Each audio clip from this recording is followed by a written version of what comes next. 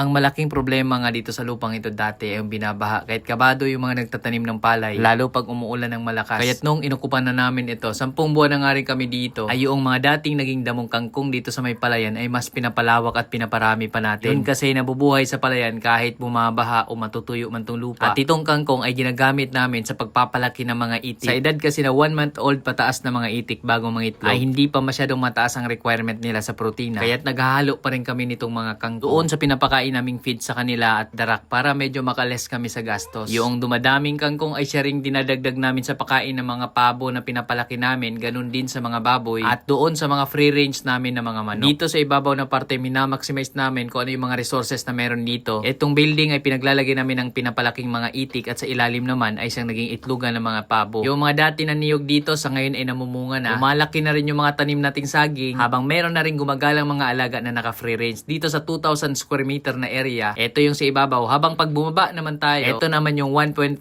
hectares pababa at kasama yung palayan. Diyan parte naman yung pinaglalagyan namin ng mga itik. May manggahan na sa ngayon ay meron na rin namumulaklak ng kusa kasabay nitong tagbulaklak na mga mangga ngayon. Baba naman tayo ngayon na may dala na tayo nitong pits na may halong darak na ihalo na lamang natin doon sa kangkong. Dahil doon ako nagcha-chop ng mga kangkong dahil kinukuha natin yun doon sa pinakadulo nito. Dahil nandoon naman ang pinakamarami nagkukonsume ng kangkong, so hindi ko na inaakit pa yung buong kangkong dito sa ibabaw. Sa baba na ako nagcha-chop habang nagdadala na lang ako ng kaunti para doon sa mga pabo, baboy at manok dito sa ibabaw na lote. Yung part na yan, doon ba yan oh, kangkungan yan.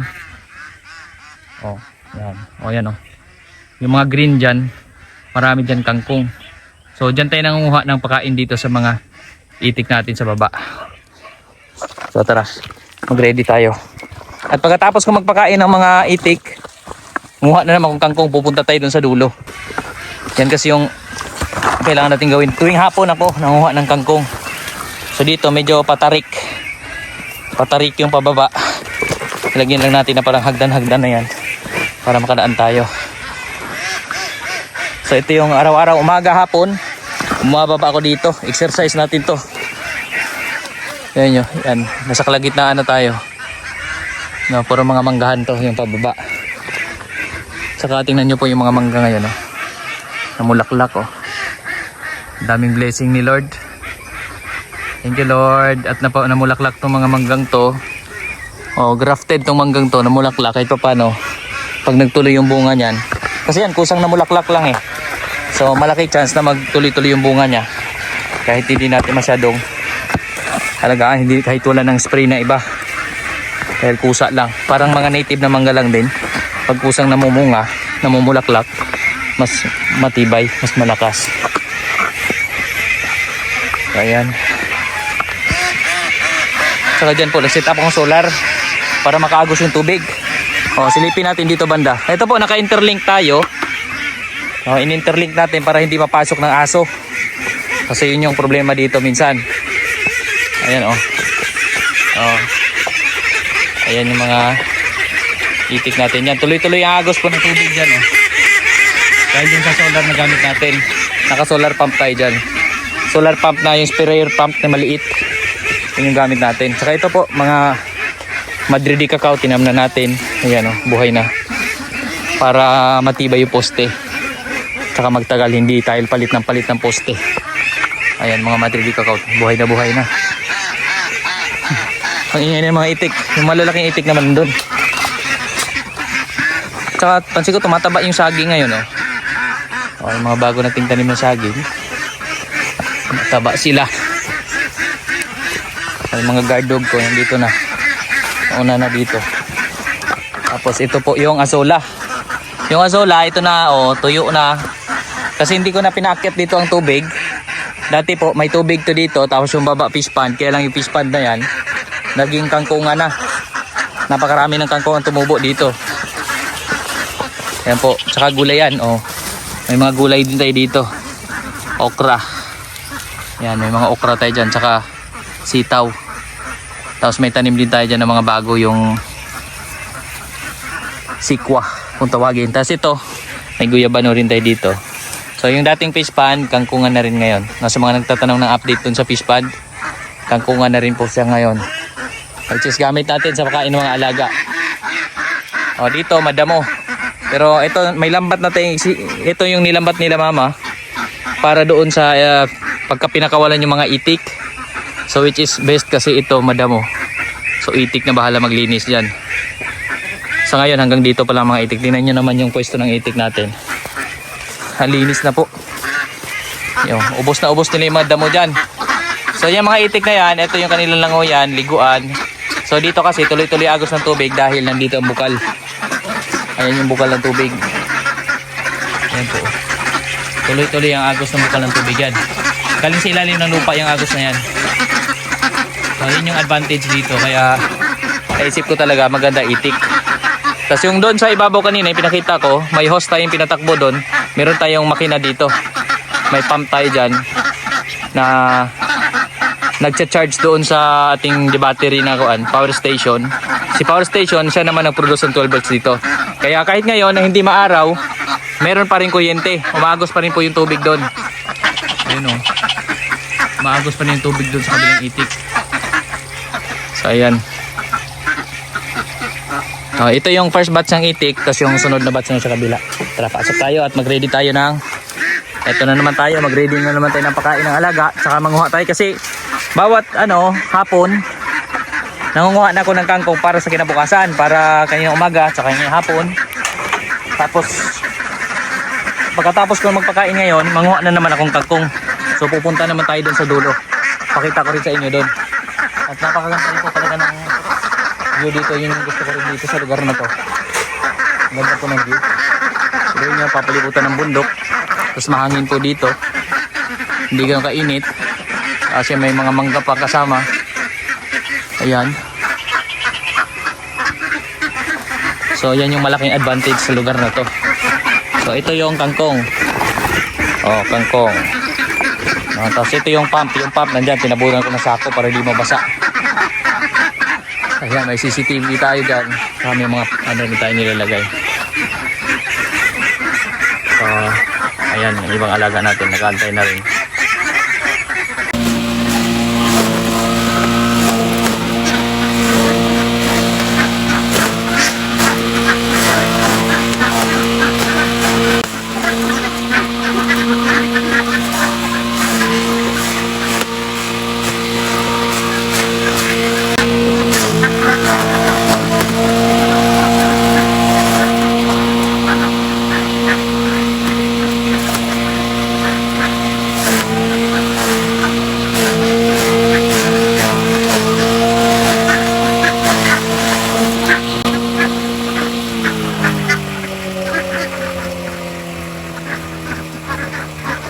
Po. Tapos natin may chop. At usually pagkatapos mag-chop, ino-on ko na naman yung tubig para ito makaakyat naman doon sa ibabaw. Gagalaw yung buwan natin dyan.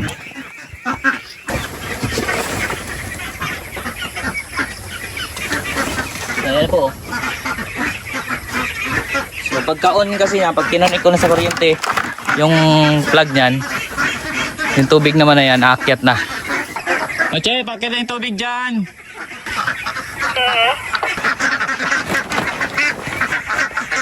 Ito, mas marami yung kangkong doon sa page at tarak. Ito page.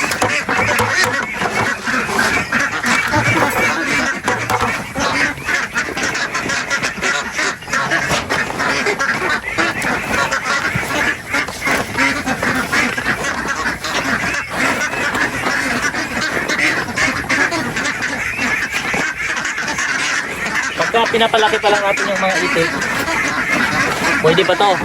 Pero kapag nangingitlog na sila, usually daw, kailangan na daw nun pure feeds na daw. O kaya gala, nakakain sila ng mga kuhol, mga insekto, mga damo. So ganun daw yun. So tayo, bago pa lang tayo dito sa pag-itik. So ito naman, na-survive natin itong mga itik sa pamamagitan ng ganitong pagpapalaki. So hanggang 4 to 5 months, ito yung papakain natin. So ngayon naman po, mayroon akong tubig dito. So itong tubig, haluan ko ng vitamins. Ito yung gamit ko. Ayan o, kasi ito meron na siyang niacinamide na kailangan din daw to ng mga itik. So para malakas yung mga itik, hindi sila malulumpo. Kahit nabibigay tayo mga natural pagkain, may vitamins ito yung binibigay. Yan, dahil sa marami sila, ito kasi pang lahat na to dito, dinamihan ko ng vitamins. Multivitamins plus minerals plus amino acids ito. multi-AA ang tawag nito, ng San Miguel Animal Healthcare. Ayan, haluin na maigi. Ayan. Tapos buhos para magdikit din yung darak tsaka pitsi sa kangkong.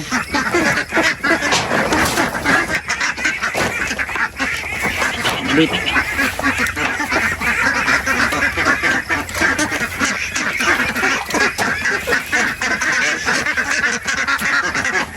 Ito, mix na.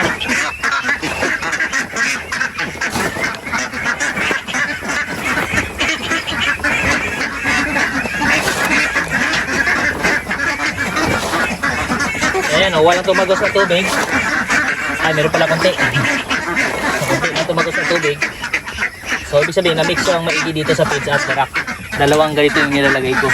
Ito nasa isang timba na to. Ang dami niyan. Ano na natin pakainin. So, yung medyo malalaki ng itik dito. So, ito, sila yung nasa bungad. So, sila muna ang kakain. So ito, tuyo naman yung lupa. Lupa na natin ilagay para mas madali ang kanilang pagkain.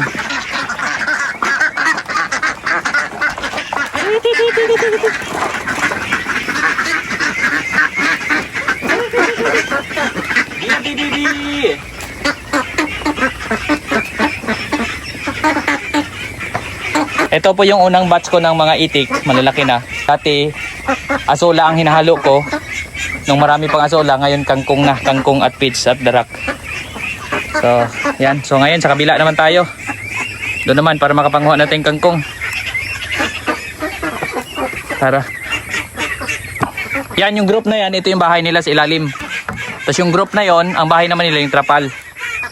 Pero soon, pagka malalaki na sila pareho, nasa matured age na sila, pagsasamahin na rin natin sila. So dito naman tayo magpakain. Ayan. At ito, nagugutom na rin to sila. May gansa tayo dito, yan yung tagabantay. Oh. Ayan o, maliliksi o. Ayan. Nakakatuwa na yung mga alaga natin dito.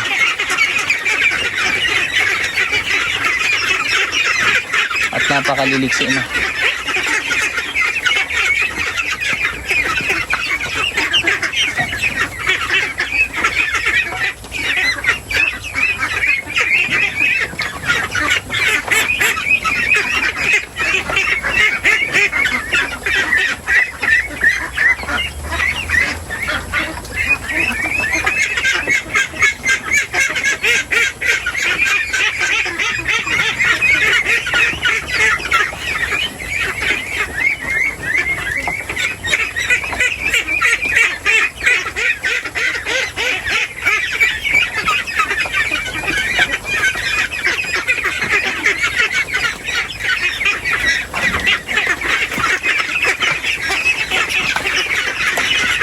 Ito po, pagkain nila oh.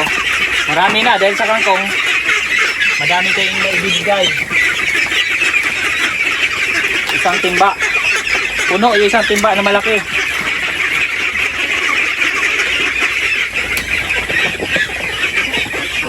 Si Gansa, same lang din sila pagkain. Mix din.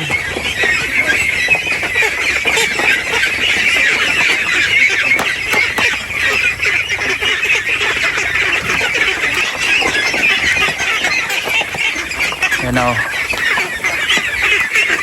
Yan ang ating mga alaga dito na mga maliliksi.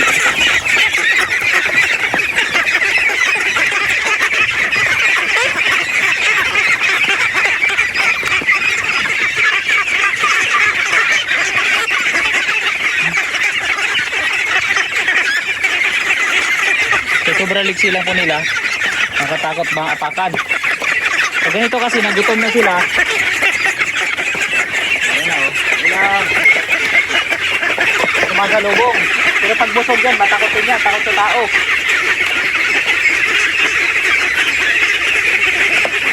Ilang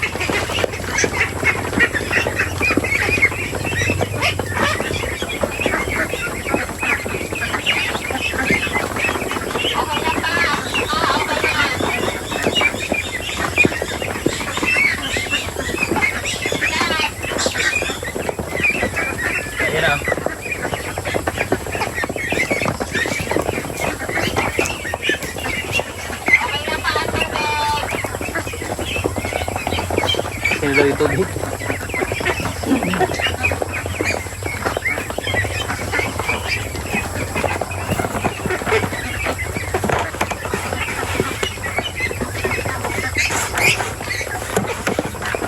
So yan po, kalalakas na kumain ng mga itik. Oo boss, isang timba. Malaking timba.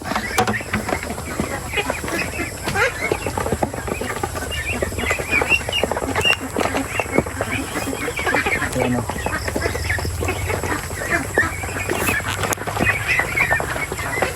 Ganyan na sila ka. Liliksi at kalakas kumain.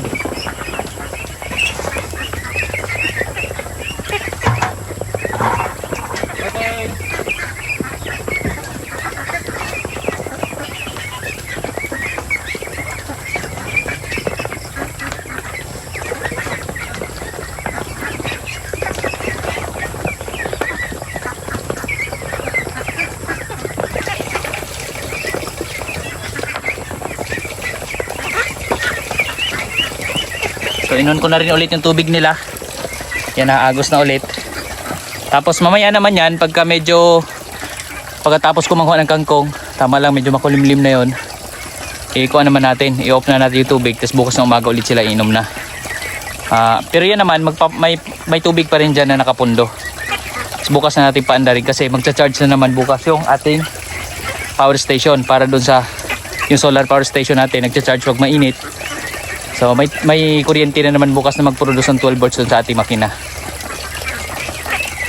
So may tubig na naman siya na idadaloy. So ay, minamaximize natin kasi itong area na to napakainit po dito lalo ng tanghali. So kailangan i-maximize natin yung mga pwedeng gamitin. So ayun, okay na po. Tara, doon naman tayo sa kangkungan. Manguha naman tayong kangkong. Tara. So ngayon po, mula doon sa kubo na yon, pumunta naman tayo dito. Ito na yung pinakakangkungan, yung pinakita ko sa inyo kanina. So ayan, dito ako manguha ng kangkong. Pero doon sa unahan po, meron din marami doon. Tara, pakita ko muna sa inyo. Ito, marami dito kung saan ang tumutubo. Pero doon sa unahan, yun yung mga tinatanim din namin. Mayroong naunang tumubo. Tapos dahil ito sobrang linis natin, pag galing kasi sa baha, lahat ng damo na yan, nalalanta. So mga naiiwan yung kangkong. So in-expand lang namin. So ito po, ito, mga kangkong yan. Tapos may mga anod din dito ng mga palay. Yan. Hindi kami nagtanim ng palay dito, pero may mga anod lang. Ito po. Yan, mga kangkong din po yan. Ang pinakamalawak ng kangkongan dito banda sa unahan. Saka ito, malapit na rin po sa kupin nito ng kangkong kasi gumagapang na dito. Ayan. So, tingnan nyo yung view dito, ang ganda. Para tayong nasa gitna ng parang dagat, yung nasa gitna ng dagat, napakalinis. Ayan po. Nasa gitna tayo ng bukid ngayon. So ayan, yung manggahan doon. Yung sunset doon, oh. Kaya silaw pupunta doon. Tapos dito. Ito na yung mga kangkungan. Yan, ito yung madalas binabaha po ito.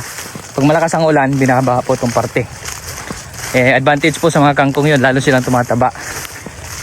Yung kinuha ko dati ng kangkong, ito, tumubo na naman po.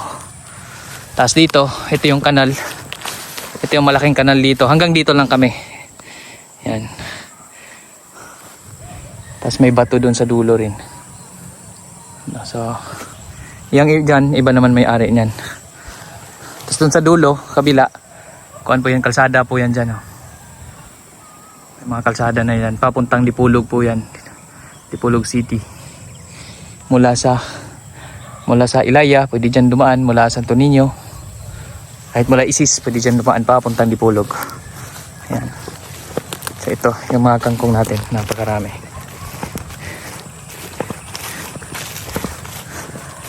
So hanggang dito rin po yan sa may kanal. Dito po pag bumabaha, mataas po ang tubig hanggang dito po yan. Hanggang dyan sa kahoy na yan. Hanggang dito po. Oh. Hanggang dyan sa mga dahon na yan, abot po yan ang baha. Pagka malakas ang ulan dito. May mga nanghuli nga ng isda dito. Ayan, oh, yung kanilang panghuli. Minsan hinaharang lang nila dito sa kanal yan. Nakuha na sila ng mga isda. Hanggang dito lang tayo ito. Papunta doon. Tapos yan, pa ganun. Tapos papunta doon yung mga manggahan doon sa dulo. Ayan. Tapos ito nilagyan ko nito para malaman ng tao na ito ay protected, kasi may iba naglalagay sila ng kalabaw. No, kung nalagyan to ng kalabaw, uubusin tong mga kangkong. Nagpapastol sila ng kalabaw sa palayan. Hinarangan ko niyan para may idea lang sila na protected itong area na to, yung mga kangkong na ito. So tara, balik na tayo dun sa unahan, mga tayong kangkong. Ang daming kangkong, oh.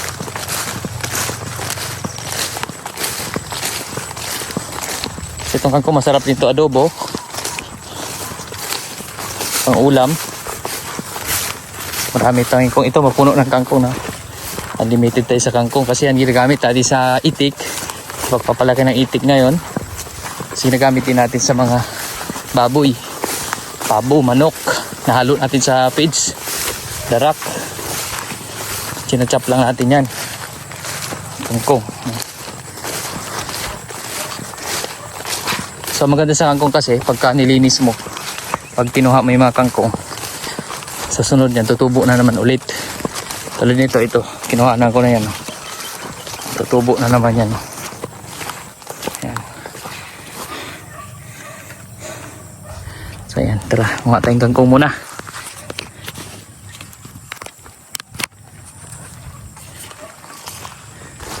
Ito po, marami dito. Sinahin ko na dito banda. Pagka ito, matapos ko na itong lahat at medyo kumunti ng kangkong, lilipat na naman tayo dun sa kabilang dulo. So maganda na yan, dahil may pang chop time machine, ginagapas ko lang yan. Yan ang itak. Pinakamadali pong panguha ng kangkong, ito lang.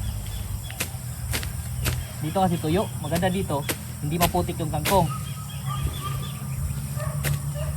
Yung doon malapit sa bahay, yung dating fish pan, kung nakuha ka ng kangkong doon, maputik kasi yung lupa basa. Dito tuyo yung lupa, so hindi naging maputik kahit ganito pangunguha. Oh, para ka lang nagagapas ng damo, pero yung damo na ginagapas mo, yun yung pinakaprodukto. Tapos dito lilinis, tapos tutubo na naman ulit yung kangkong. So yan po yung malaking advantage sa kangkungan na to.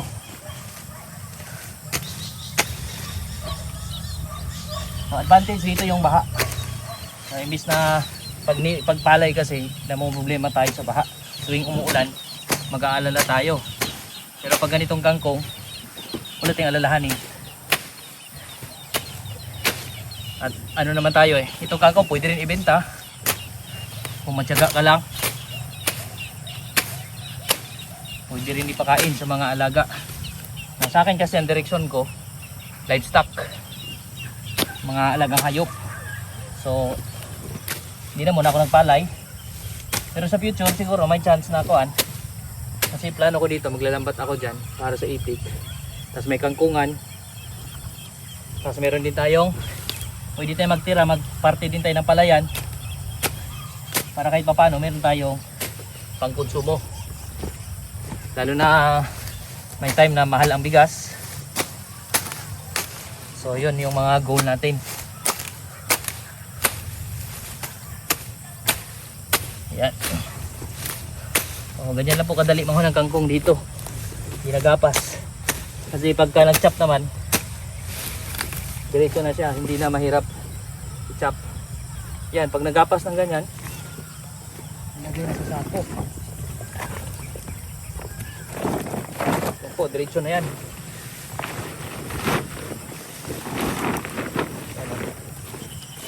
Lapit ko lang.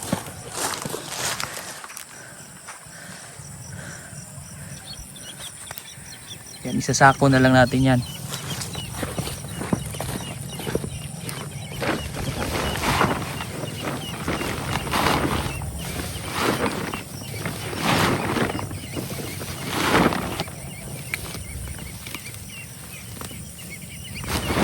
Ayan. Oh, halos nangalahati agad. So ganun po kadali mo ng kangkong pagka ganito. Sako agad. Ngayon doon naman sa unahan. Ito po.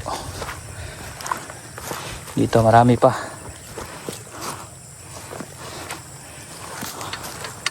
Yan. Pagka nasali naman yung damo, walang problema kasi yung mga damo kinakain din po yan ng mga itik. So kahit nga dun sa kabila dati, madamo yung area namin dun. Pinali ko na kangkong, madamo, sali na yan. Ah, ito po, galing baha lang din po to. Ang ganda ng kangkong. Tumatangkad kasi yung kangkong pagka bumabaha, humahaba siya. Kasi yung tubig, pag medyo mataas, inaabot niya, lumalabas yung kanyang, para makalabas yung kanyang dahon.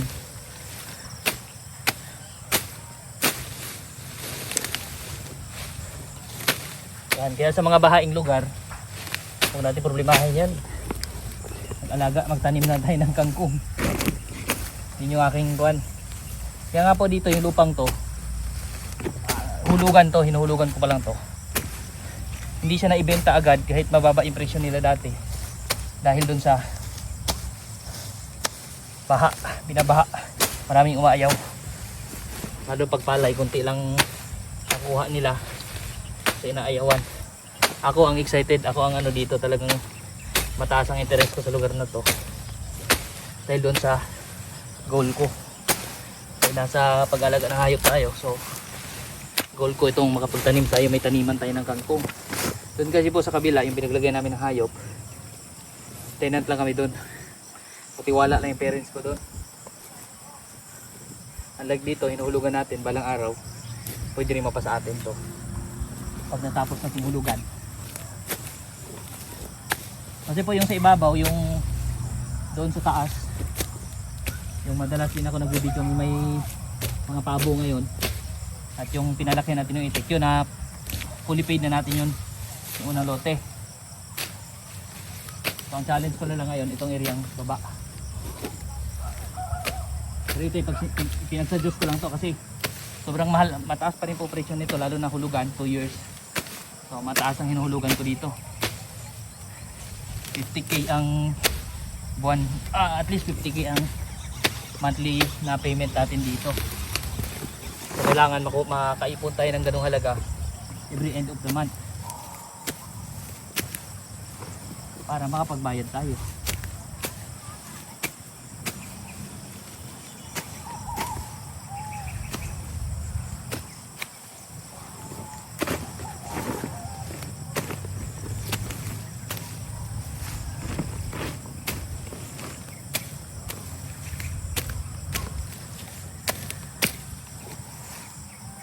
Ayan. Marami-rami na. So yan po. Marami-rami na rin po ito.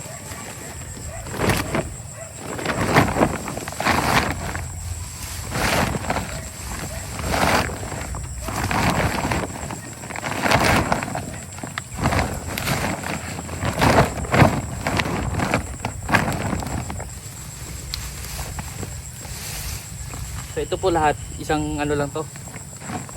Umaga hapon, inan lang ng mga alaga natin to. Lalo pa pag lumaki pa yung mga maliliit nating itik. So baka isang sako na kailangan natin sa umaga, isang sako sa hapon.